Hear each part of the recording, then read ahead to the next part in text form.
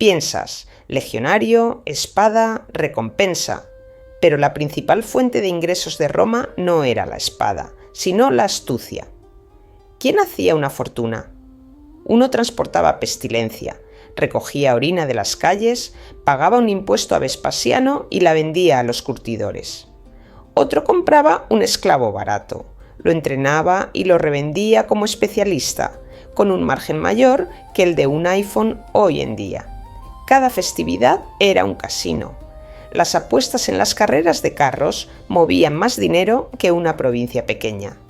Los intereses de los préstamos llegaban hasta el 48% anual y por una deuda podían vender tu cuerpo o a tu hijo. ¿Quieren saber sobre qué se sostenía la economía? ¿Pescado podrido, la sangre de las arenas y préstamos? No cambien de canal. Ahora mismo vamos a desglosar el monedero romano. Empecemos por el hecho de que los romanos no eran solo guerreros, eran hombres de negocios en togas. Imagina, te despiertas en tu ínsula, un edificio de apartamentos de varios pisos, donde pagas el alquiler a un propietario que, posiblemente, posee otras 10 de estas edificaciones por toda la ciudad. Ya entonces existían verdaderos rentistas que vivían de los ingresos pasivos de sus propiedades inmobiliarias. Algunos senadores poseían barrios enteros en Roma y sus ingresos anuales por alquileres podían alcanzar millones de sestercios. Es como si hoy una persona ganara varios millones de dólares solo por alquilar apartamentos. Y ahora, sobre el negocio más sucio, pero más rentable de la antigua Roma, la gestión de residuos. ¿Recuerdan al emperador Vespasiano con su famosa frase «el dinero no huele»? Introdujo un impuesto sobre los baños públicos, pero eso es solo la punta del iceberg. Existía toda una industria dedicada a la recolección de orina. Unos trabajadores especiales, los bataneros, recorrían la ciudad con carros y recogían el contenido de los orinales callejeros. La orina se usaba en la curtiduría para adobar las pieles y en las lavanderías como blanqueador gracias a su contenido de amoníaco. Imagínate, una persona literalmente recoge orina, paga un impuesto por ello y aún así obtiene beneficios. Ahí lo tienes, un negocio apestoso con alta rentabilidad. Hablando de lavanderías, este era otro negocio rentable en Roma. Los fullones, así se llamaba a los dueños de las lavanderías, no solo lavaban la ropa, sino que también blanqueaban las togas nuevas, que originalmente eran de color gris. Para blanquear usaban orina. Sí, otra vez, soda y una arcilla especial. Los trabajadores de las lavanderías se metían en grandes tinas y pisoteaban la ropa con los pies, mezclándola con estos agentes de limpieza. No era el trabajo más agradable, pero los dueños de tales lavanderías podían ganar bastante bien, especialmente si su establecimiento estaba en un barrio rico donde vivían los patricios, quienes constantemente necesitaban togas limpias y blancas como la nieve para sus apariciones públicas. Pasemos a un negocio más noble, el comercio de esclavos. En Roma, esta era una de las ramas más rentables de la economía, pero los comerciantes inteligentes no solo revendían esclavos, creaban valor añadido. Compraban un esclavo sin formación por poco dinero, le enseñaban un oficio o un arte y lo vendían por 10 veces más. Un esclavo cocinero podía costar 5 veces más que un esclavo común. Un esclavo médico 20 veces más, y una esclava hermosa y educada que supiera tocar instrumentos musicales y mantener una conversación podía valer una fortuna. Algunos romanos emprendedores crearon verdaderas escuelas para esclavos, donde les enseñaban diversas profesiones, específicamente para su posterior reventa. ¿Acaso no es una incubadora de negocios de la antigüedad? ¿Y qué hay del sector financiero? Oh, los romanos eran verdaderos tiburones del crédito mucho antes de Wall Street. La usura florecía, a pesar de los intentos periódicos del Estado por regular las tasas de interés.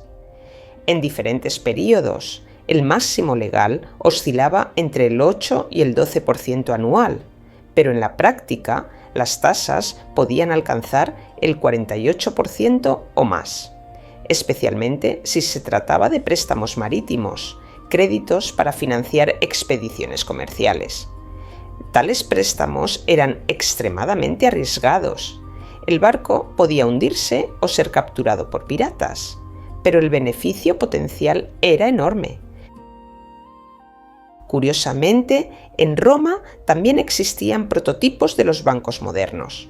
Los argentari, así se llamaba a los banqueros romanos, aceptaban depósitos, otorgaban préstamos, realizaban transferencias de dinero entre ciudades e incluso llevaban a cabo subastas. Tenían sus oficinas en el foro, donde se sentaban en mesas especiales, en latín mensa, de donde, por cierto, proviene la palabra italiana banco. Algunos argentari se volvieron increíblemente ricos e influyentes, financiando campañas políticas e incluso guerras. Recuerden a Craso, uno de los hombres más ricos de Roma, que amasó su fortuna no solo con bienes raíces, sino también con operaciones financieras. Ahora hablemos de algo que los romanos amaban no menos que el dinero: la comida. El negocio gastronómico en Roma estaba increíblemente desarrollado. Desde puestos de comida callejera, termopolios, donde los plebeyos podían tomar una sopa caliente, hasta proveedores de élite de manjares para los banquetes patricios. Se consideraba de especial distinción servir en la mesa productos exóticos de provincias lejanas: ostras de Britania, flamencos de Egipto, pavos reales de la India. Cuanto más lejano e inusual, más caro y prestigioso. ¿Y saben cuál era uno de los productos más caros en Roma? El garum, una salsa de pescado que se hacía con las vísceras fermentadas de pescado. Básicamente era pescado que se dejaba pudrir a propósito en sal al sol durante varios meses. Suena repugnante, pero los romanos estaban locos por él y lo añadían a casi todos los platos. Las mejores variedades de garum costaban una fortuna y la producción y el comercio de esta salsa generaban enormes beneficios. En Pompeya, los arqueólogos encontraron una fábrica entera de producción de garum, propiedad de un tal Umbricio Escauro, quien, a juzgar por su casa, era uno de los hombres más ricos de la ciudad. Hablando de Pompeya, allí se encontraron otras evidencias de la diversidad de los negocios romanos. Por ejemplo, panaderías con molinos de piedra para moler la harina y grandes hornos para cocer el pan. La panadería era una industria importante, especialmente después de que el Estado comenzara a repartir pan gratis a la plebe. Estas distribuciones se financiaban con el tesoro público y el pan se horneaba en panaderías privadas por encargo del Estado, el análogo romano antiguo de los contratos gubernamentales, con los que también se podía ganar un buen dinero. ¿Y qué hay del entretenimiento? ¡Oh! Eso era una verdadera industria. Los combates de gladiadores, las carreras de carros, las representaciones teatrales, todo esto requería enormes inversiones, pero también generaba beneficios colosales. Los dueños de las escuelas de gladiadores invertían en la formación y el mantenimiento de los luchadores, y luego los alquilaban a los organizadores de los juegos. Un gladiador exitoso era un activo valioso que podía traerle a su dueño una fortuna. Y las apuestas en los combates de gladiadores y especialmente en las carreras de carros, eso era un verdadero totalizador, donde circulaban sumas comparables al presupuesto anual de una provincia pequeña. Hablando de apuestas, no se puede dejar de mencionar a los fanáticos de las carreras de carros. Se dividían en facciones según los colores de los equipos: verdes, azules, rojos y blancos. Las pasiones ardían no menos que en los partidos de fútbol modernos. Los seguidores ricos podían apostar por su equipo favorito sumas equivalentes al valor de varias casas. Y los aurigas exitosos se convertían en verdaderas estrellas, recibían enormes honorarios y tenían multitudes de admiradores. Gayo Apuleyo Diocles, por ejemplo, ganó más de 1.400 carreras en su carrera y ganó una suma equivalente a unos 15 millones de dólares actuales. Nada mal para un hombre cuyo trabajo consistía en hacer correr a los caballos en círculo. Pero la fuente de riqueza más fiable en Roma siempre fue la tierra.